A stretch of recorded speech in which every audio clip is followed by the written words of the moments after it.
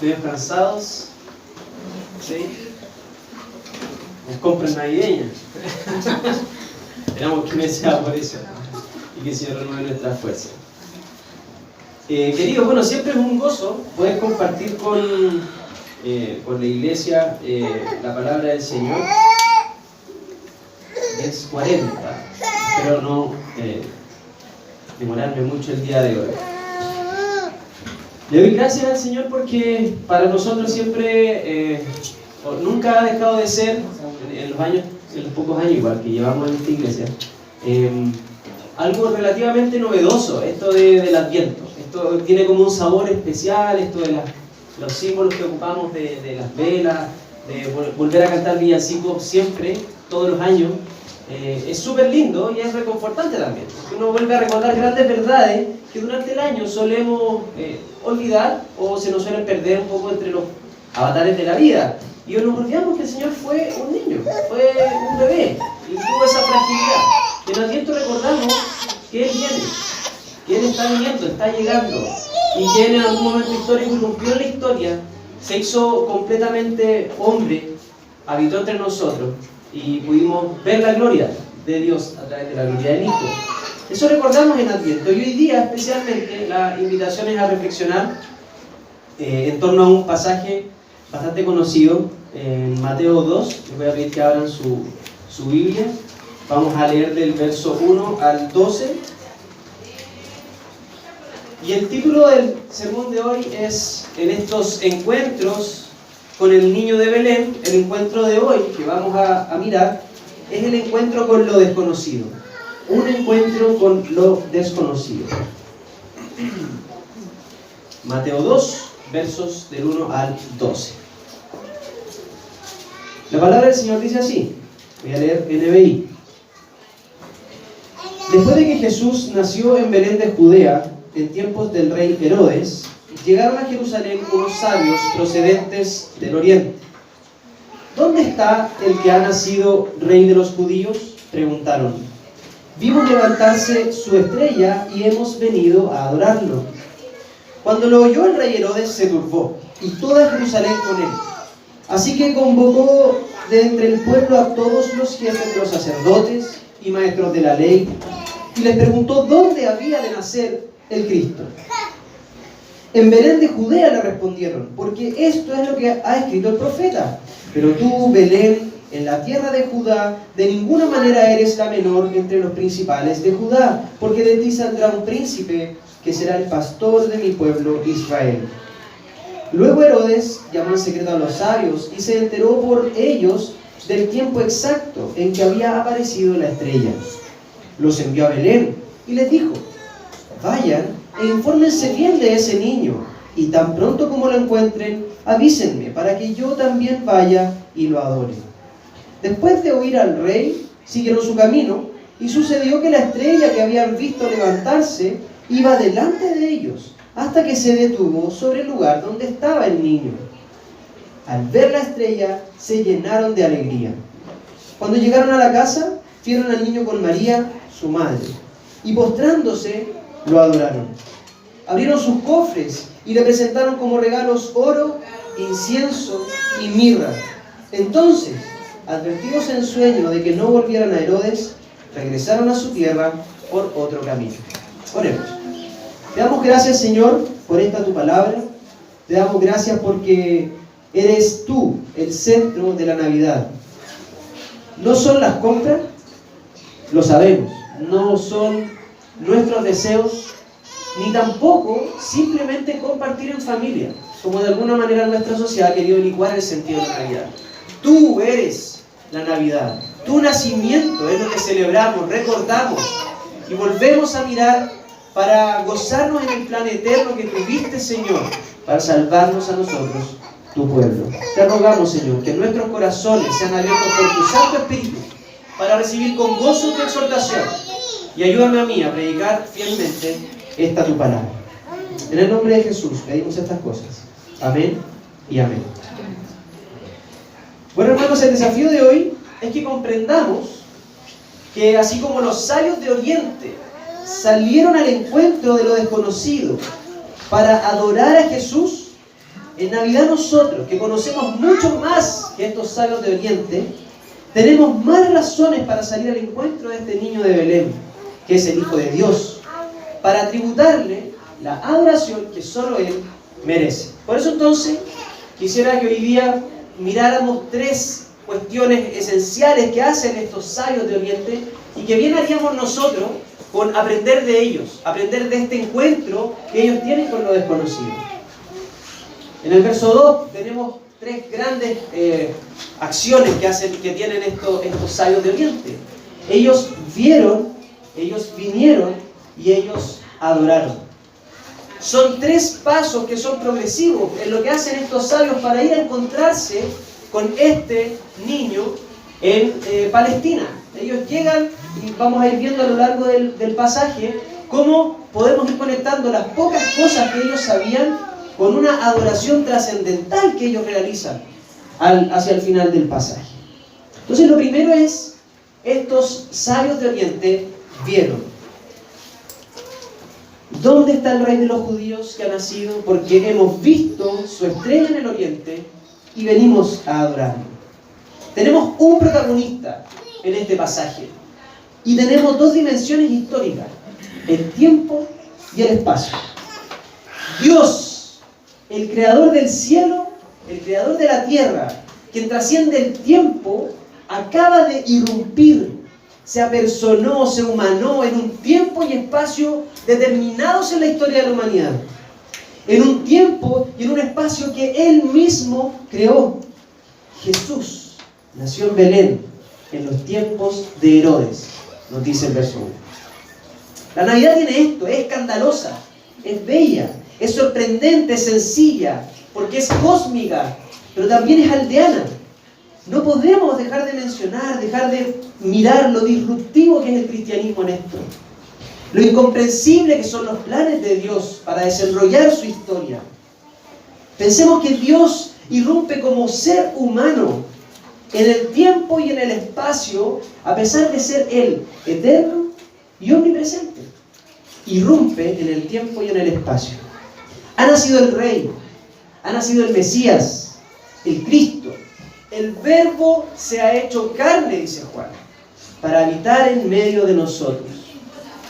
Y es que claro, tiempo después del nacimiento de Jesús, esto no es, como vimos con la historia de los pastores, no es sobre la marcha o en los días más próximos, sino tiempo después, aparecen en Jerusalén unos sabios, venidos de Oriente, con una misión súper específica.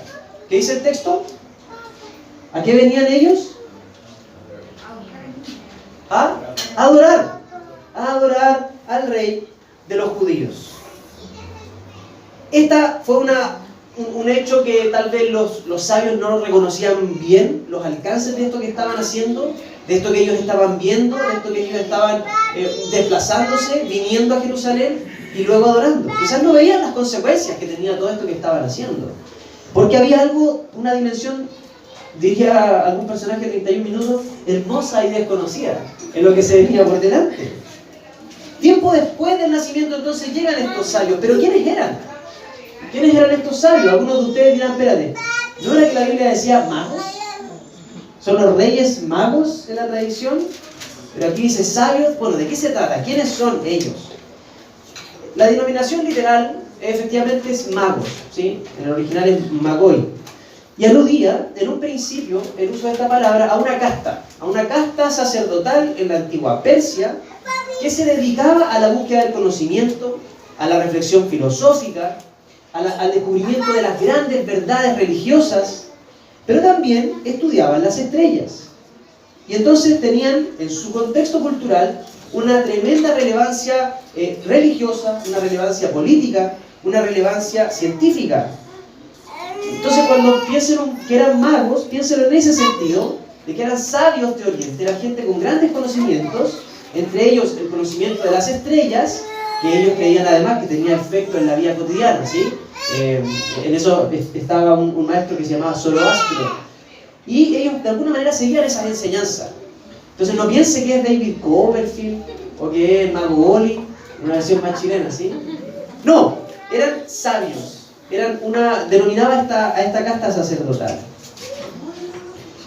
Ahora, ¿cómo es que estos sabios de Oriente se enteran de un nacimiento? ¿Qué relación hay entre ver una estrella en los cielos y decir, ah, sí, obvio, tenemos que ir a Palestina porque ya vamos a encontrarnos con el rey de los judíos? ¿Cómo pasa esto? Preguntémosle al texto entonces, ¿cómo es que esto pasa? Y el texto no nos dice mucho. No sabemos cómo es específicamente que se enteran, pero sí sabemos que el contexto cultural en el que habitaban estos sabios de Oriente era un contexto en el que habían muchas colonias judías desperdigadas por lo que había sido la deportación a Babilonia. Había colonias judías en muchos lugares. Los judíos no vivían solamente en Palestina, porque habían retornado, sino que habían en otros lados. Por lo tanto, es muy probable que estos sabios de Oriente, además de todos sus estudios, como eran busquillas, eran investigadores, se hayan enterado de las profecías que los judíos que habitaban entre ellos como colonia daban o relataban sobre que venía un Mesías, sobre que el rey de los judíos iba a aparecer, sobre que vendría un libertador para Israel. Entonces es muy probable que se hayan enterado de estas profecías de parte de los judíos. Y entonces estos sabios habían visto a los judíos hablar de esas profecías, como por ejemplo la profecía de Balán, en número 24. Lo veo, pero no ahora, lo contemplo, pero no de cerca. Una estrella saldrá de Jacob, un rey surgirá en Israel. No sabemos si esto fue exactamente así, pero es probable que por el interés que ellos tenían en las estrellas, en la religión, en el conocimiento, hayan vinculado y hayan hecho estas conexiones. Iba a surgir algún día una estrella, parece que esto iba a tener que ver con el rey de los judíos, y ellos lo interpretan como algo obvio, y parten, y vienen a Jerusalén. Entonces estos astrónomos, y también astrólogos, ¿sí?, vieron levantarse una estrella que no sabemos exactamente cómo, pero les indicó el nacimiento del rey de los judíos. Ahora, esta estrella no es una emoción que de pronto algunos sabios tuvieron de que parece que tenemos una tincada, en una de esas estamos viendo lesera y nos imaginamos que hay una estrella. No podemos pensar que esto fue una emoción o una experiencia meramente subjetiva. Efectivamente, hubo una estrella. Aquí los estudiosos van a decir, bueno, esto puede haber sido de muchas maneras, ¿no? Podría haber sido un cometa, podría haber sido una estrella, podría haber sido una conjunción de planetas, o incluso haber sido un ángel de Dios que toma esta forma como una lumbrera y que a partir de cómo se mueve a lo largo del texto, estos movimientos extraños, de que va adelante, después se posa justo arriba, podría haber sido también un ángel. No sabemos qué fue, pero sabemos que efectivamente una luz, una estrella, alumbraba y marcando que había nacido el rey de los judíos y luego el camino hasta Belén. Y es interesante porque Mateo nos deja con esta sensación de desconocimiento. No sabemos exactamente quiénes son, no sabemos exactamente de dónde venían, no sabemos exactamente cuántos eran, pero sabemos que venían guiados por Dios con una estrella, que venían porque sabían que estaban haciendo el rey de los judíos y venían con un propósito específico, que era adorarlo, que era adorar al rey de los judíos. Entonces, aunque el pueblo de Israel había estado esperando por mucho tiempo al Mesías y conocían muchas profecías sobre que vendría el Mesías, este legítimo heredero del trono, el libertador de Israel, Dios les anuncia su llegada a través de estos sabios gentiles. Y así llega la noticia a Jerusalén, usando una estrella, usando el vago conocimiento que los sabios podrían tener sobre las profecías. Así llega la noticia a Jerusalén. Vieron las profecías entonces, vieron la estrella y emprenden este viaje hacia lo desconocido. Primera cuestión entonces que hacen los sabios: vieron las estrellas, vieron lo que decían los judíos sobre las profecías. Pero no se quedaron ahí. Ellos tenían un propósito claro: adorar a ese rey. Y para eso había que ir. Segunda cosa que hacen entonces: vinieron. Vieron y ahora vinieron. Llegaron a Jerusalén. Bueno, como les decía, no podemos afirmar nada sobre la procedencia exacta de estos sabios. No sabemos cuántos eran. La tradición siempre nos dice que son ¿cuántos? ¿Y se llaman cómo? Y en la Biblia no encontramos eso. Ni tampoco en la tradición antigua de los primeros siglos. Esto aparece mucho más tarde en Italia. Entonces, no son 3, tampoco estuvieron juntos con los pastores, y no sabemos, mucho menos, si no sabemos cuántos son, menos vamos a saber cómo se llamaban. Entonces, llegaron sabios de Oriente, solo eso sabemos, no cuántos, ni exactamente de dónde vienen. Tampoco sabemos cuántos se demoraron en llegar, porque tampoco sabemos de dónde venían. Pero sí sabemos que, por la narración, ya no estaban en el pesebre, no ocurre inmediatamente después del nacimiento.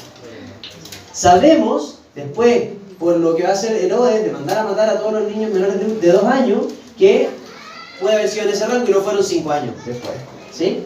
Y sabemos que también estaban viviendo en una, dice el texto, ¿dónde estaban viviendo? En una casa. Entonces, parece que ya estaban más o menos acomodados en la ciudad. Pero sí, insisto, Mateo es claro y enfático en narrarnos, en mostrarnos lo importante, para que no nos perdamos en los detalles. Y lo importante es que estos sabios de Oriente tienen un motivo claro: adorar al rey de los judíos, salir al encuentro para rendirle el tributo, para presentarle los regalos, el homenaje que el rey de los judíos merecía. En el maravilloso plan de Dios estaba que Jesús, el rey, recibiera este homenaje que merecía como legítimo gobernante de Israel. Y muy probablemente solo esa era la convicción de los sabios. Ellos tal vez no estaban viendo todo el contenido de la profecía, no estaban viendo todo el contenido teológico de venir de lejos a adorar a este rey de los judíos. Tal vez lo estaban haciendo como parte de la tradición de la época. Nace un rey, ¿y qué hacen los pueblos vecinos? Van, presentan regalos, rinden el homenaje correspondiente, se alegran con ese pueblo porque tiene un nuevo rey. Hay relaciones de hermandad, de amistad.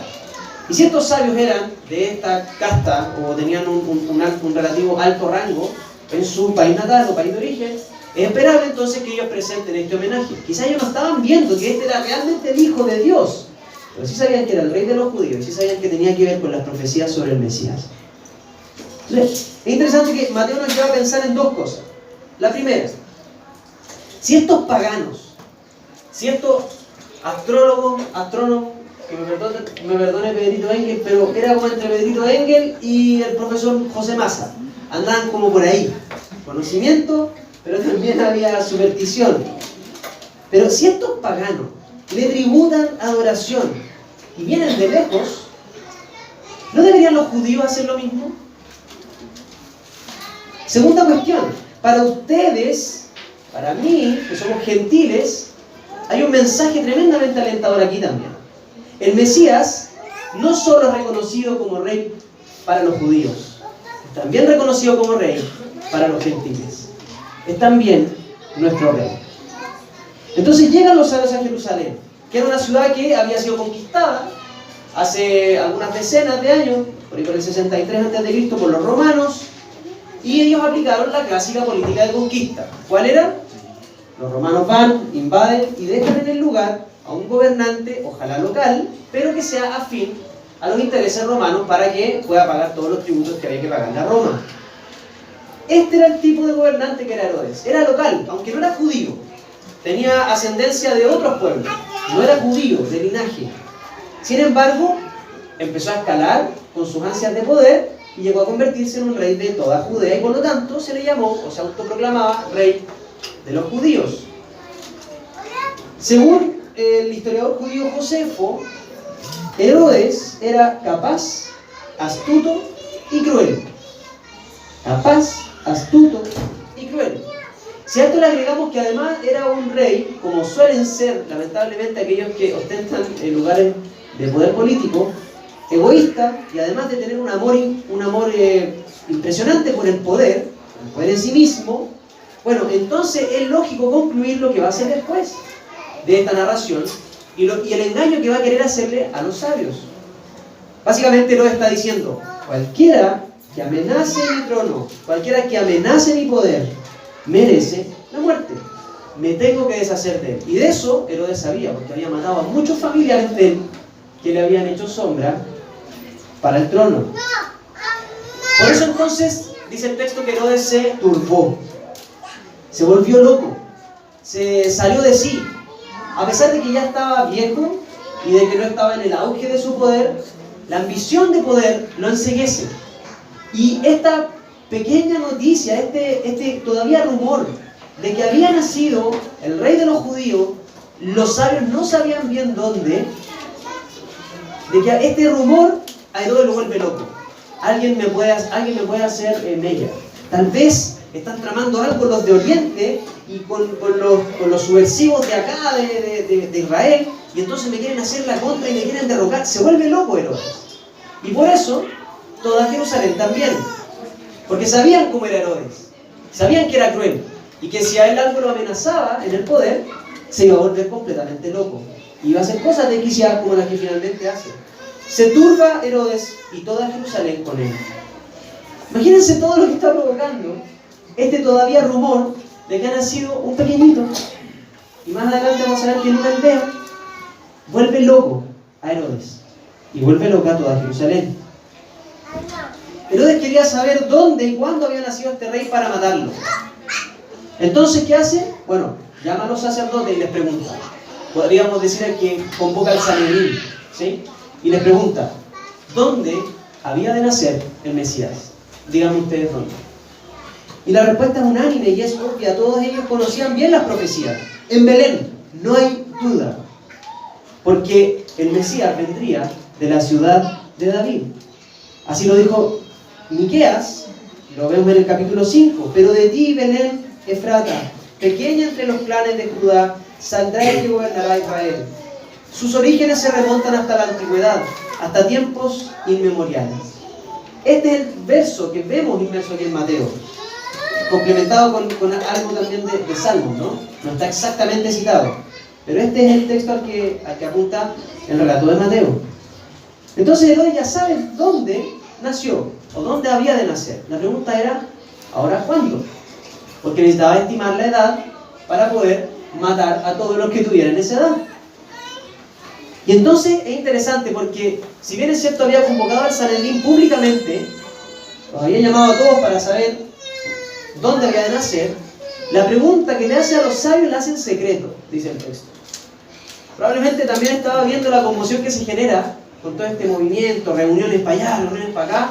Dice, bueno, le voy a preguntar a los sabios en secreto, porque además así me evito que los sabios puedan sospechar los planes que tengo con ese rey. Los convoca en secreto y les pregunta para estimar cuándo fue el tiempo exacto en que había aparecido la estrella. Los sabios le dicen, y se entera Herodes, ya sabe dónde y cuándo nació el niño rey. Lo que no narra Mateo, lo que no nos cuenta, es súper triste. Es súper triste. Es que estos sabios paganos, que apenas conocían las profecías, viajaron meses probablemente para adorar al rey de los judíos. Sin embargo, nada nos dice el texto sobre que los sacerdotes, sobre que los maestros hayan dejado todo votado porque había nacido el Mesías. Y ellos ya sabían dónde y cuándo. Y el texto nada nos dice sobre eso. Sabios viniendo de Oriente, viajando meses para tributarle la honra que merece el rey de los judíos. Y los mismos judíos, los mismos estudiosos de la ley, acaban de enterarse de que ha nacido su Mesías y nada hacen, sino que se quedan en Jerusalén tomando un bando, podríamos decir. Se quedan con Herodes. Prefirieron tributarle al poder temporal, prefirieron tributarle al que se ve como fuerte y no a esto de un niño nacido en Belén. ¿Qué es eso? A nadie le importó de los sacerdotes, de los maestros, que acababa de nacer el Mesías. Se fijaron en lo que miran los hombres, en el poder. Miraron la fuerza temporal y no el plan eterno que tenía Dios para ese pueblo y a través de ese pueblo para todas las naciones. No les fueron a rendir el homenaje debido, no presentaron obsequios, no les rindieron la adoración que el rey merecía. Y vemos que esto nunca cambió. La historia, el ministerio de Jesús, la muerte de Jesús nos demuestra que siempre el poder político, el poder religioso, se opusieron a Jesús y lo llevan a la muerte también. Él la entrega voluntariamente su vida, pero es con estos factores políticos, estos factores religiosos, que Jesús es asesinado. Ahora Herodes engaña a los sabios Y más encima, no conforme con saber dónde y cuándo, los manda como si fueran espías suyos. Dice, vayan, averigüen y vuelvan porque yo también lo quiero adorar. El cinismo propio de la política, ¿no? El cinismo propio de esa mal entendida diplomacia, que en realidad es mentira. Es un doble ánimo, es un doble interés. Yo también lo quiero adorar, a fin de que cuando volvieran los sabios, él supiera exactamente dónde está, cómo está, etc. Y la Navidad nos recuerda que lo injusto, que lo grande, que lo aparentemente poderoso no triunfa al final. La Navidad nos recuerda que no triunfará tampoco, porque ese niño Dios que irrumpe en la historia es el dueño de la historia. Porque Él irrumpe en la historia, pero Él es el dueño de la historia. Y la tercera acción que realizan los sabios, primero fue que vieron las profecías, vieron la estrella. La segunda es que vinieron a Jerusalén, emprendieron camino, fueron al encuentro de lo desconocido. Y lo tercero es el gran propósito por el que ellos se movieron, la adoración. Lo tercero que hacen es adorar. Dicen en el verso 2, venimos a adorarlo. Y es lo que hacen al final, en el verso 11, cuando entraron en la casa, vieron al niño con su madre María y postrándose ante él, lo adoraron. Luego abrieron sus tesoros, le ofrecieron oro, incienso y mirra. La estrella que los había traído a Palestina reaparece. Vuelve a aparecer esta estrella que vieron. Y esto los pone muy contentos. La traducción literal del verso 10 sería: se gozaron sobremanera con gran gozo. Como se pusieron contentos, súper contentos. Como contentos. ¿Sí? Y uno dice, bueno, ¿por qué tan contentos por la estrella? Bueno, probablemente por dos cosas básicas. La primera, amaban las estrellas, se dedicaban a estudiar. Es como cuando un investigador logra una conclusión y comprueba su hipótesis, ¿no? O la falsea, da lo mismo, pero llega a una conclusión, ¿sí? Se ponen contentos porque su objeto de estudio, porque las cosas a las que se dedican la están viendo de nuevo. Fantástico.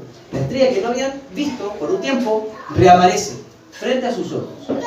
Y la segunda es porque la aparición de esta estrella también les muestra que van a poder cumplir el propósito de su largo viaje. Van a poder llegar a adorar al niño rey. Ahora, esta estrella tiene un movimiento extraño, que solo nos muestran que hay intervención divina, que hay movimientos sobrenaturales. Que es esto nosotros conocemos algo de las estrellas. En Chile tenemos buenos cielos, en Santiago no tanto, pero cuando más de alguna vez, verano, al norte, qué sé yo, vemos las estrellas, o en invierno, despejado algún día después de la lluvia, vemos muchas estrellas. Sabemos que las estrellas normalmente están todas en sus mismos lugares, ¿sí?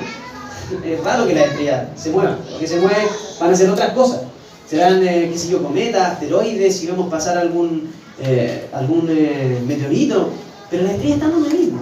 Esta es una estrella extraña porque la ven aparecer cuando ellos están en el oriente, luego la ven reaparecer delante de ellos y se va moviendo con ellos. Y ellos van siguiendo esta estrella. Y luego se para arriba de una casa. Es muy extraño el movimiento. Solo nos puede decir, más que la naturaleza de la estrella, que Dios estaba moviendo a esta estrella. No era algo normal, natural, que se acomodara a las leyes de la naturaleza. Muy probablemente esto era sobrenatural. Hay intervención divina aquí. Habían como 10 kilómetros entre Jerusalén y Belén, que transitan junto con la estrella. Y se detiene sobre la casa, muestra la misma casa. Se posa sobre la casa, no sobre un espacio indeterminado y empiezan a preguntar en el lugar. No, aquí está el rey de los judíos. Todo esto es milagroso, es providencial, es Dios mismo desenrollando la historia, sin que los poderosos, ni nada, ni nadie puedan interponerse en su camino. Los magos llegan a la casa, ven en su país, vieron en su país a los judíos hablar de las profecías, vieron la estrella hace algún tiempo levantarse que indicaba esto. Luego vienen a Palestina a adorar al rey. Y ahora al fin,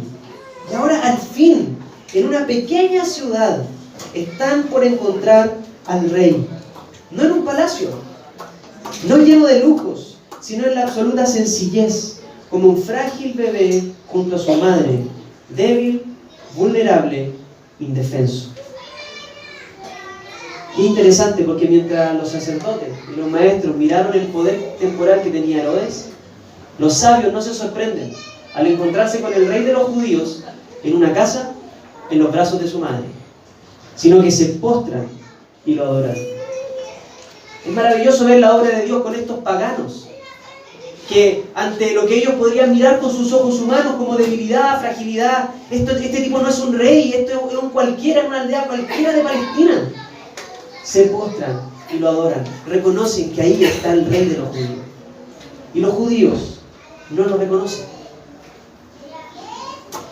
Y no solo eso, sino que se alegran con este cumplimiento de las profecías, se postran, adoran y se alegran.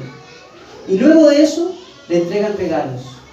Nos dice el texto que es oro, incienso y mirra.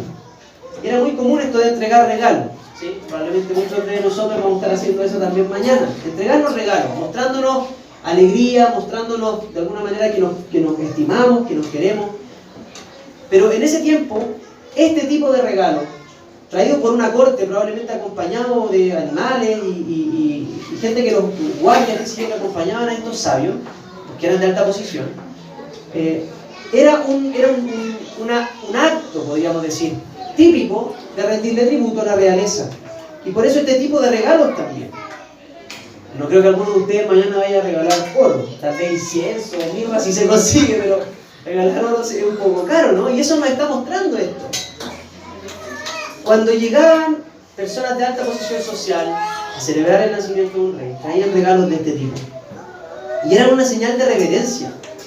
Pero es interesante porque son paganos que, iluminados especialmente por Dios, a través de lo vago que podrían conocer de las profecías, pero también de las estrellas, son estos paganos los que le rinden tributo al rey de los judíos. Vienen de otras naciones, igual como va a ser en perspectiva escatológica más adelante. Porque no es solo el rey de los judíos, es el rey del mundo entero. Y llama para sí un pueblo de todas las naciones. Y así ocurrirá. Los gentiles también estamos considerados en su plan, igual como estuvieron considerados en la Navidad los sabios de Oriente. Algo también nos podrían decir el tipo de regalo, ¿no? Por eso siempre se piensa que son 3 porque eran 3, pero no podríamos concluir nada de ello. Ni tampoco del tipo de regalo. Sin embargo, que haya sido oro, mirra e incienso, en algún momento un patriarca de la iglesia, digamos, un padre de la iglesia, Orígenes, dice que es oro para el rey, mirra como para un mortal e incienso como para Dios. Si bien es cierto el texto no nos dice eso, podríamos decir que por los usos, que eran múltiples, de estos 3 elementos, los usos más comunes del oro efectivamente representaban realeza. El uso de la mirra era para los actos fúnebres o como aromatizante, para un mortal entonces, e incienso como para Dios, porque el incienso se usaba en las distintas preparaciones para ofrecer a Dios como ofrenda. Y en esto los sabios nos moldean, porque emprendieron un largo y difícil viaje para adorar al que la mayoría de la gente, inclusive tú y yo, habríamos considerado como un bebé cualquiera, como un niño cualquiera, en una aldea, un provinciano, además de origen humilde y además de una nación subyugada al imperio más grande de esos tiempos. Sin embargo, estos hombres importantes se postran delante de él con regalos costosos. Y aunque no logran dilucidar las consecuencias de toda esta ofrenda o de toda esta adoración, están entrando a la historia del rey, del Mesías. Y aquí hay una gran lección para los judíos, porque Dios les muestra a estos judíos a través de esto que la salvación, sí, efectivamente, empieza con los judíos, pero no termina ahí, porque seremos convocados de toda nación, de toda raza, de toda lengua, para adorar al Rey. Y si los sabios con su limitado conocimiento de las profecías, si los sabios con los muchísimos kilómetros de distancia hicieron esto por Jesucristo, entonces ¿por qué nosotros, tan altamente privilegiados, no corremos a los pies de Jesús cada vez que podemos para adorarlo? Navidad nos invita a eso, a que corramos a los pies del niño de Belén, a que corramos a los pies del Rey que irrumpe en la historia, del Dios eterno que irrumpe en el tiempo y en el espacio, en una fragilidad absoluta de un bebé, en una Palestina subyugada, susceptible de cualquier asesinato que pudiera urdir el gobernante de la época. Y ahí estaba Dios habitando entre nosotros. Sin embargo, esto que vieron claramente los sabios paganos, no lo vieron los suyos. ¿Cuánto más nosotros, que tenemos una revelación completa, que conocemos toda la historia y no solo las profecías que conocían los judíos, y no solo un poquitito de las profecías que conocían los sabios, sino que conocemos la bondad de Dios y Dios habita en nosotros a través de su Espíritu Santo, y que tenemos una perspectiva de que al final habitaremos con Él? Y hemos visto su mano en lo pequeño, con la misma providencia que Dios tuvo para guardar la vida del niño, para resguardar lo que estaban viendo los sabios en tu propia historia. ¿Cuánto más nosotros, que hemos visto más que estos sabios, estamos llamados a adorar a este niño? Y el relato termina con estos sabios volviendo a casa. No pasan por Jerusalén, no vuelven a hablar con Herodes. Y esto es porque, de nuevo, para Dios no hay nada oculto. Dios conocía el corazón de Herodes. Los sabios pecaron de ingenuos, ¿sí? Y le creyeron, probablemente se fueron y iban a volver. Y si no eran advertidos en sueño por Dios mismo, probablemente volvían. Pero Dios interviene nuevamente en la historia. Y a través del sueño les dice, les advierte de los planes de Herodes. Y les dice que no vuelvan a Jerusalén. Y entonces vuelven por otro camino. Y hay preguntas abiertas. ¿Qué habrá significado todo esto para los sabios? ¿Qué iban a contar al volver? ¿Qué habrá pasado con sus vidas después de encontrarse con este rey de los judíos, que además era el Mesías, que además era esencialmente el Dios hombre? Se encontraron cara a cara con Jesús. No sabemos lo que pasó después con los sabios, pero sí sabemos que ellos cumplieron la tarea que tuvieron por delante. Vieron las señales y adoraron. Vieron las señales y no se quedaron. Transitaron largos kilómetros para rendir la adoración que el niño rey merecía. Para reflexionar, la Navidad es tiempo para alabar, para agradecer a Dios, por hacerse humano, frágil, vulnerable, débil, para ser como nosotros y salvarnos de nuestros pecados. El Dios eterno irrumpe en la historia humana, en la talla de un bebé, vulnerable. Y sin embargo, los poderosos de su época sí se turbaron, sí tuvieron medio y tuvieron que urdir planes para ir en contra de este niño rey. Y aún así no pudieron matarlo, porque Dios tenía otro plan. Y Dios cuida su plan. Y Dios resguarda su plan providencialmente, con el fin único de que ese niño llegara a cumplir la tarea que le fue encomendada, que era desarrollar su ministerio, vivir santamente y a través de él dar salvación a nosotros los pecadores. Esa misión que tenía ese niño, Dios la estaba resguardando. Pidámosle al Señor que nos dé capacidad para ver su mano, para ver sus planes, para ver su providencia en nuestra propia historia. Así como los sabios vieron la estrella y vieron a los judíos hablar de estas profecías. Segundo, pidamos al Señor que nos impulse a salir de nuestro lugar de comodidad, para llevar la adoración que Él se merece. Que nos ayude el Señor a salir de ese lugar de comodidad en tu espacio cotidiano, para que en lo cotidiano adores al Rey, para que en lo sencillo no dejes de darle el tributo, el homenaje que solo Él merece. Y pidámosle al Señor que forme en nosotros creyentes que viven para adorarlo con alegría, como hicieron los sabios, con la humildad de no mirar lo que ven los ojos humanos, sino de ver lo que Dios estaba haciendo. Que forme en nosotros creyentes que viven para adorarlo generosamente, con nuestros bienes, con nuestro tiempo y con la reverencia que solo Él merece, porque Él es Rey. Y que eso nos lleve a postrarnos, como lo hicieron estos sabios que tenían lugares prominentes. Tenemos la oportunidad, iglesia, de escoger a qué bando o en qué lugar nos vamos a quedar.